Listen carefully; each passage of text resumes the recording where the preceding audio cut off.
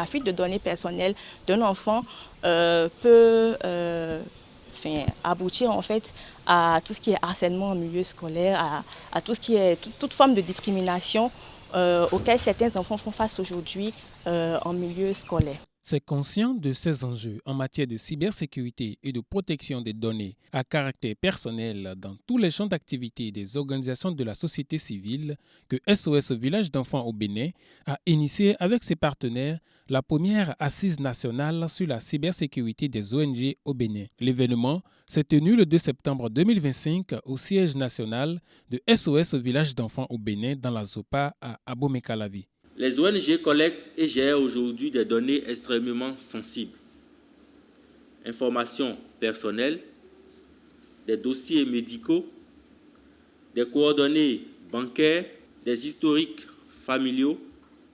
Et dans ce contexte, les cybermenaces deviennent un risque majeur.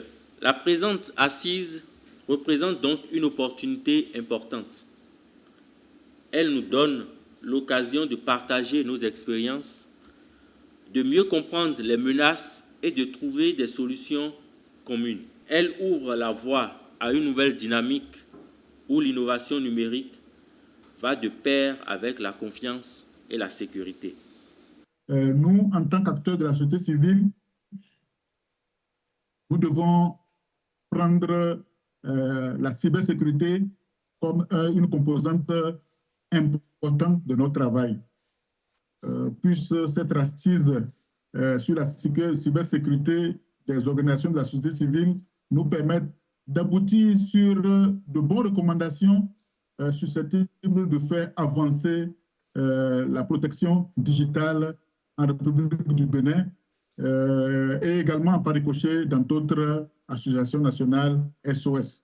En plus des représentants de SOS Village d'enfants international, l'atelier a mobilisé plus d'une vingtaine de fêtières d'organisations de la société civile dans la salle de conférence et en ligne. La rencontre a visé plusieurs objectifs. Cette assise nationale, c'est déjà dans le but de sensibiliser les ONG au Bénin en matière de cybersécurité, mais aussi de réfléchir ensemble, d'unir les réflexions pour trouver la meilleure approche, partager les bonnes pratiques, apprendre les uns les autres et avoir sorti, je veux dire, des réglementations, des recommandations qui seront applicables dans les diverses ONG.